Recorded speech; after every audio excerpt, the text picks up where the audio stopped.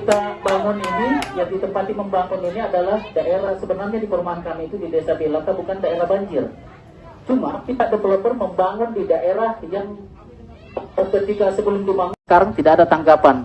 Adapun pengerjaan itu bukan pihak BAM-BTN atau pihak developer yang mengerjakan, provinsi, ya.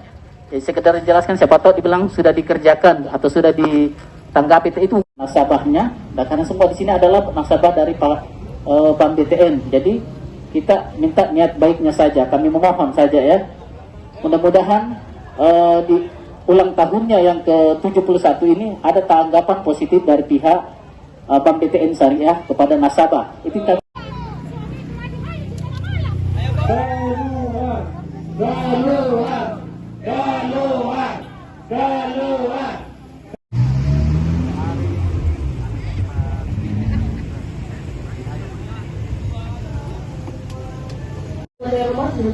Maka perabot kami jadi sasarannya, barang elektronik yang ada di rumah kami jadi sasarannya.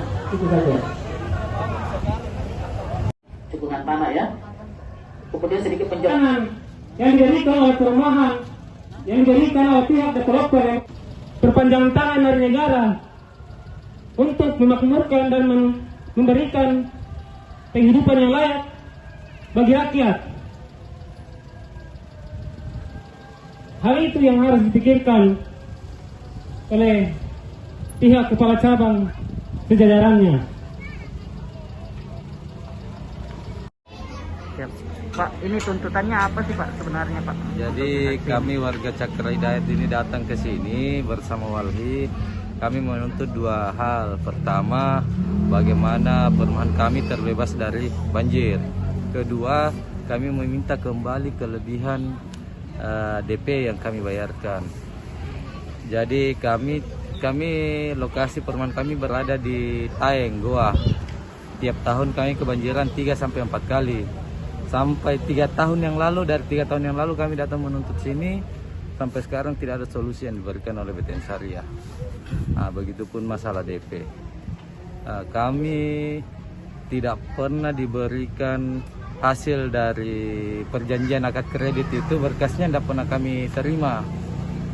Justru ketika kami menuntut karena ada persoalan banjir, akhirnya kami tahu juga bahwasanya ternyata DP yang kami bayarkan tidak sesuai dengan perjanjian dan aturan rumah subsidi itu cuma 6.500.000.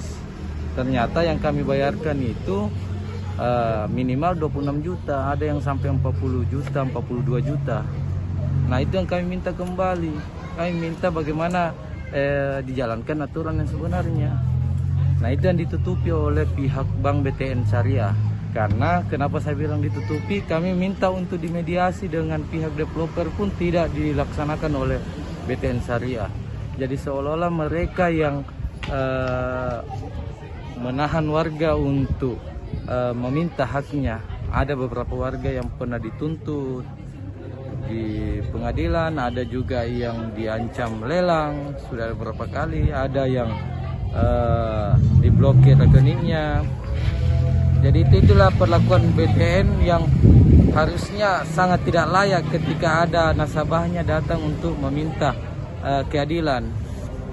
Makanya di tahun ketiga kami tetap berjuang untuk meminta bagaimana hak kami itu bisa dikembalikan. Mungkin seperti